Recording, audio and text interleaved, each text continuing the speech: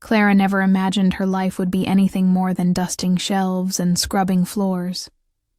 Every day she woke before the sun, tied her hair into a simple bun, and slipped into her plain uniform, the one that seemed to blend her into the wallpaper of the grand Winthrop estate. She was just the housekeeper, invisible to most, background to the laughter and footsteps of a world she didn't belong to. The mansion itself stood like a painting. Tall windows, stone walls, and silence. So thick it almost echoed. She moved through it with quiet care, never disturbing the air around her, never leaving a trace except the shine she brought to floors or the crispness of clean linens. The other staff rarely spoke beyond what was necessary. The family, even. Less. To them, she was just Clara, a quiet girl with tired eyes who knew how to disappear. But sometimes she lingered. Not in defiance, but because her heart longed for something more than routine. She watched the family from afar, heard their laughter at the dinner table, saw the way they lived with ease and distance. Among them was Elias Winthrop, the eldest son and the heir. Tall, quiet, and wrapped in a layer of mystery, Elias rarely came downstairs unless it was for business or family gatherings. Clara had only ever caught glimpses of him. The sound of his footsteps overhead, the sight of his shadow crossing a window late at night, or his voice, deep, deliberate, giving orders to the staff. He never spoke to her directly. In fact, she doubted he even knew her name. So when he called for her that evening, Clara thought she had misheard. It had been raining softly all day, the kind of rain that hushes the world. Most of the house had gone quiet by sunset. Clara had just finished arranging fresh flowers in the hallway and was preparing to leave when she heard it. Her name, spoken gently yet clearly from the top of the stairs. Miss Clara, could you come upstairs, please? She froze, the vase nearly slipping from her hands. She had never been summoned upstairs, not by him, not by Elias. Heart pounding, she looked up the grand staircase that led to the family's private quarters. She hesitated. Maybe he meant someone else. But there was no one else there. And he had spoken her name. Clutching her hands together, Clara climbed the staircase slowly. The wood creaked under her feet, as if warning her she was somewhere she didn't belong. She reached the top floor, where the air felt heavier, quieter. The hallway was dim, lit only by a lamp near the far door. It was slightly ajar, warm light spilling through like an invitation. She stood before it, unsure whether to knock or retreat. "Come in," came his voice again. Calm, but softer now. Taking a breath, she pushed the door open. Elias was standing by the tall window looking out at the rain. His sleeves were rolled up, his hair slightly disheveled, like he'd been pacing for hours. He didn't turn to face her right away. Instead, he said quietly, "I need help. Not with cleaning. Just, would you sit? Listen, maybe? Is that too strange?" Clara said nothing at first. She didn't know how to answer. But there was something raw in his voice. Something human. And for the first time, she realized that behind all the wealth, behind the cold elegance, Elias Winthrop might just be another soul, as lonely as her. And though her mind whispered be careful, her heart had already crossed the line. She stepped into the room, and the door slowly closed behind her. Clara stepped quietly into the room, unsure where to place herself. The study was large but warm, filled with bookshelves, soft amber lighting, and the faint scent of old paper and cedar wood. Elias still hadn't turned around. He stood by the tall window, staring out at the rain-slicked glass, hands in his pockets, his shoulders tense beneath the soft fabric of his shirt. It was the first time Clara had seen him up close like this. Not the polished man from the family portraits downstairs, but someone less guarded, more undone. She waited for him to speak, but silence stretched between them like a thread, too, delicate to touch. After a long moment, he finally turned, and their eyes met. His were tired, darker than she'd realized, filled with something that looked too much like grief. "I've been thinking a lot lately," he said, voice lower. "Now. About how it's possible to be surrounded by people and still feel completely unseen." The words hit Clara harder than she expected. She knew that feeling intimately. She lived in the corners of people's lives, always near, but never noticed. He motioned gently toward the armchair across from his.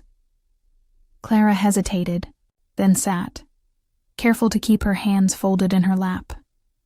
She still didn't understand why he'd called her. Surely there were others more appropriate for this.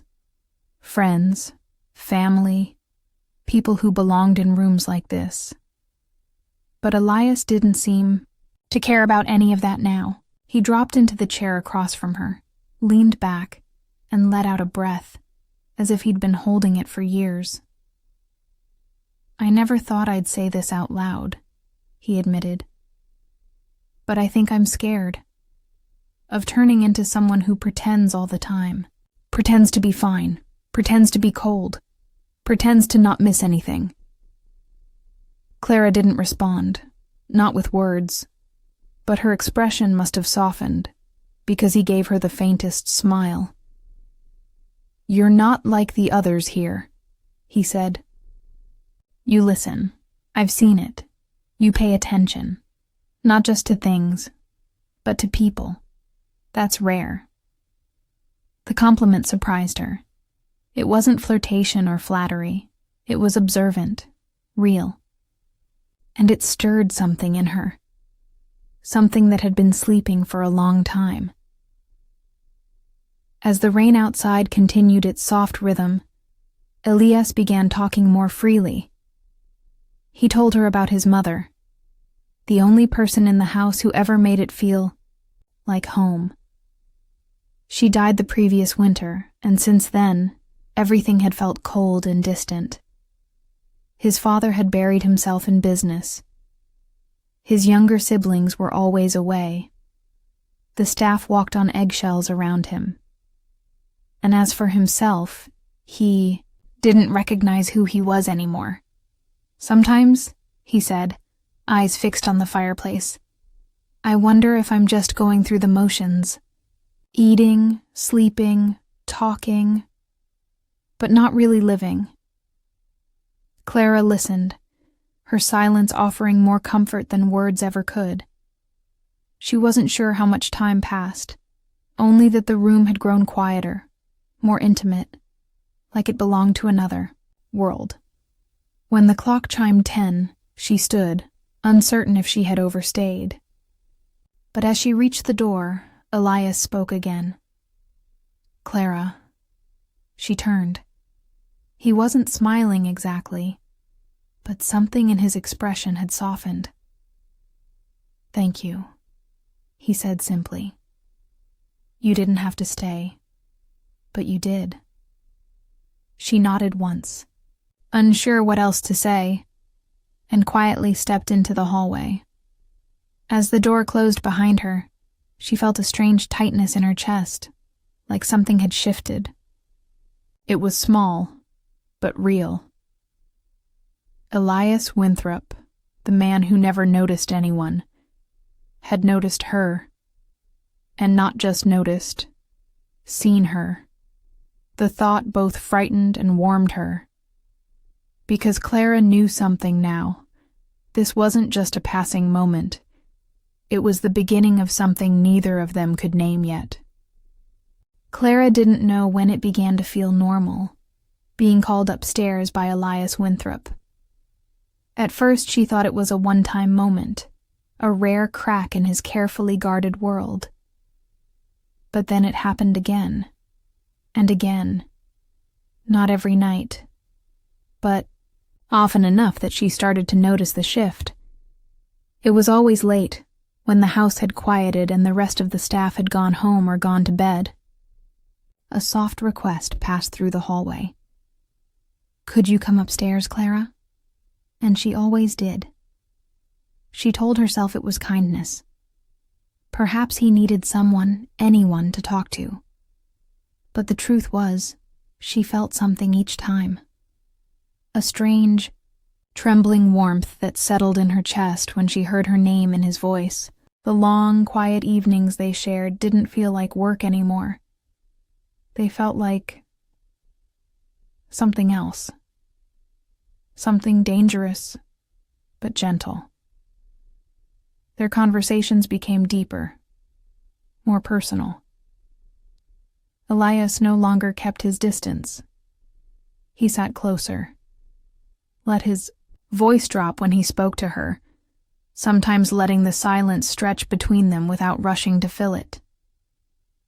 He shared memories of his mother, how she used to read poetry aloud when the rain fell, how she left notes in his books when she knew he was going through something difficult. Clara listened, and he let her in, piece by piece. One night, he looked at her with a strange intensity and asked, "Do you ever feel like you've spent your whole life on the outside of something, just looking in?"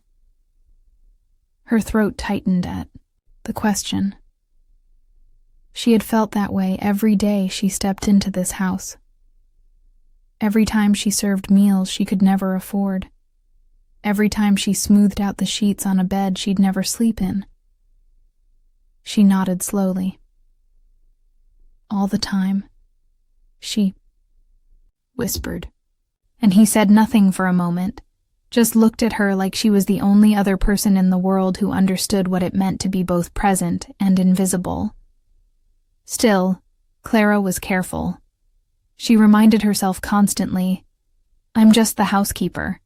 These conversations, these soft exchanges, were not meant to last. She didn't belong in his world, and whatever comfort he found in her company, it could be taken away the moment someone else noticed. But no matter how many times she warned herself, her heart kept slipping further. It was in the way he remembered. Her favorite tea after she mentioned it once, or how he noticed when she was tired and told her to sit down. It was in the gentle way he smiled when he saw her at the door. And then there was the night that changed everything. She had been preparing to leave, standing up, smoothing down her apron, already halfway to the door, when Elias called her name, more hesitant than usual. "Clara, wait."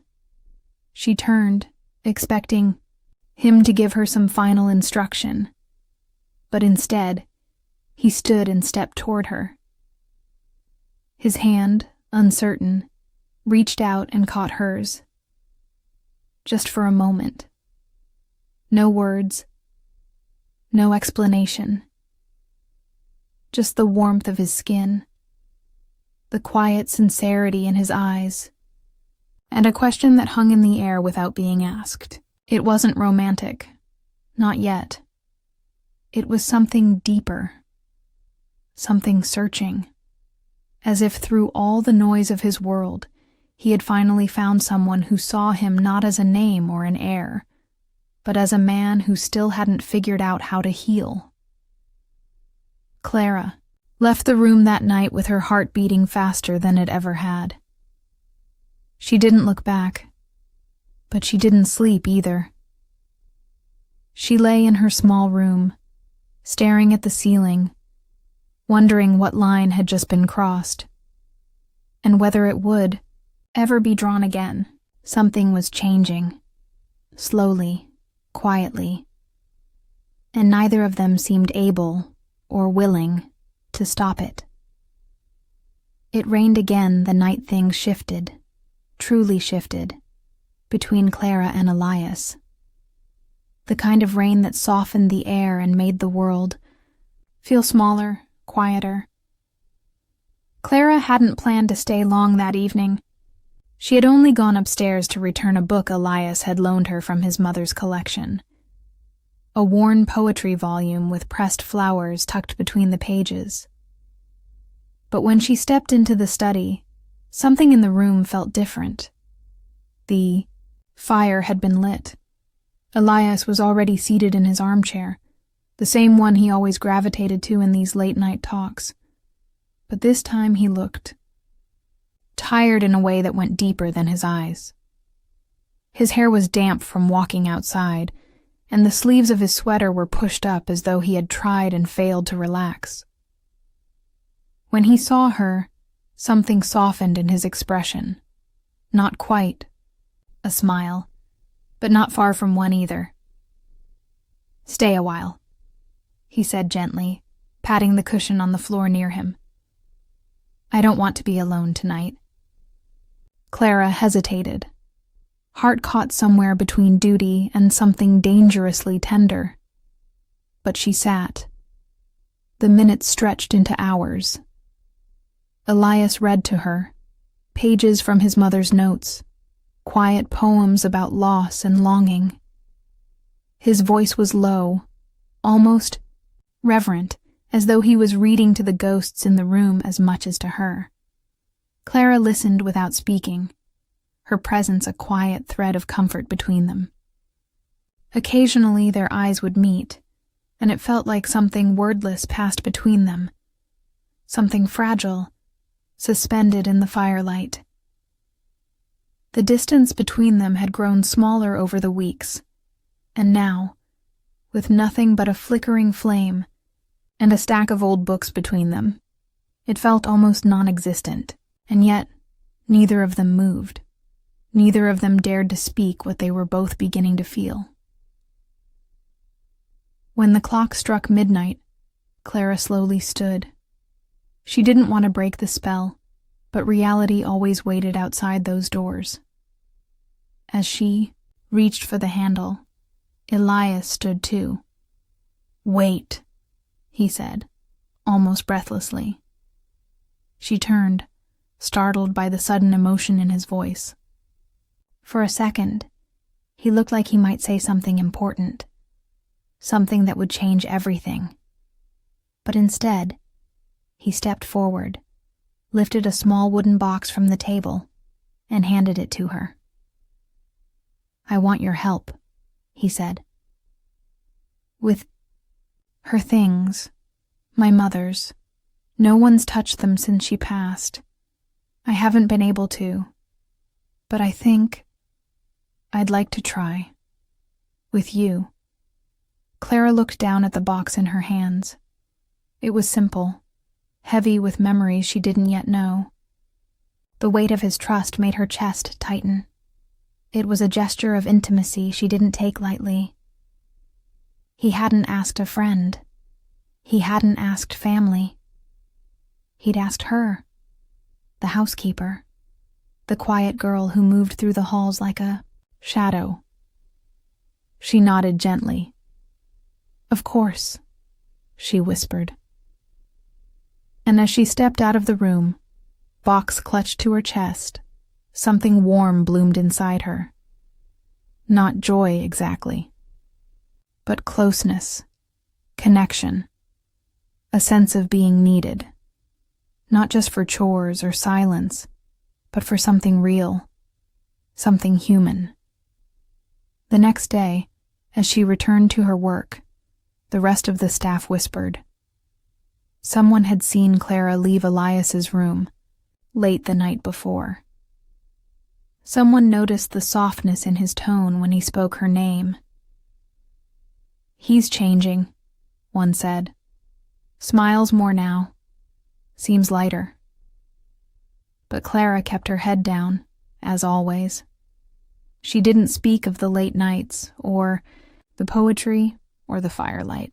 She kept it all folded gently in her heart, like one of the pressed flowers between the pages of his mother's book. Delicate, private, sacred. Because deep down, she knew. Something was growing. Quietly, dangerously, beautifully.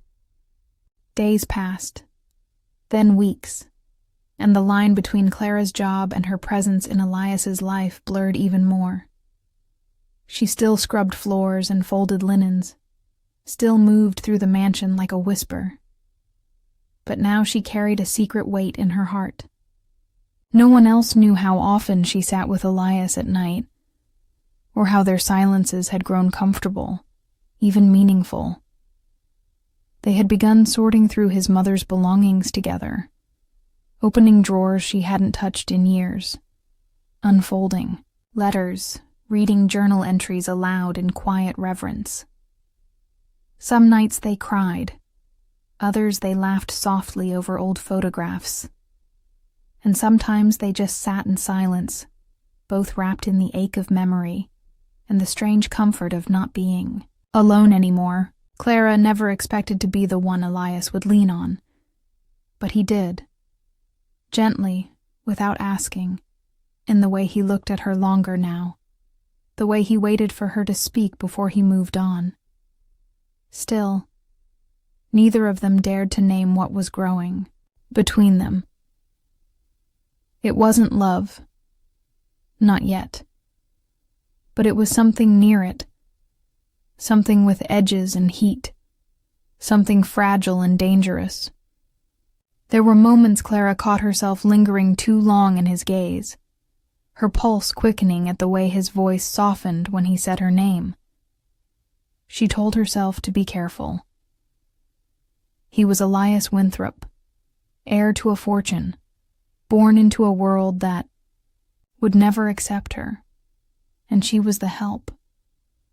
Always had been, but her heart didn't care. It fluttered anyway, traitorous and full of hope. One evening, while organizing old keepsakes in his mother's sitting room, Elias held up a brooch, shaped like a rose. He looked at Clara for a long moment before placing it gently in her palm. "She would have liked you," he said quietly. "You have her strength. Her softness, too." Clara didn't know how to respond. Her fingers curled around the brooch, warmth spreading from her hand to her heart. She said only, "Thank you." But the way their eyes met said so much more. But as with all things unspoken, reality eventually caught up. One morning, as Clara was dusting the hallway outside Elias's study, she heard raised voices behind the door. It was Mr. Winthrop, Elias's father. He was rarely at the estate, and when he was, the air grew cold. She didn't mean to listen, but the voices were too loud, the tension too sharp to ignore. "You're becoming careless, Elias," Mr. Winthrop barked. "You think I haven't heard the whispers, staff talking, servants noticing?" Elias's voice, usually so calm, sounded tight with restraint. "What I do in this house is my business," he said. "Clara is—" He stopped himself. There was silence, and then the father's voice again, low and sharp. "Don't be foolish. She's not one of us. She never will be. Don't ruin your name for a passing affection." Clara stood, frozen, heart pounding in her chest. She shouldn't have been listening, but it was too late. The words were already there, seared into her thoughts. She's not one of us. That night, she didn't go upstairs. Elias waited. The fire burned low, but the door never opened. Clara stayed, in her room, staring at the brooch in her hand, tears slipping silently down her cheeks. She had known this was coming. She had told herself it wouldn't last. But knowing didn't make it hurt less. The world outside those quiet evenings had finally caught up to them. And now, she had a choice to make.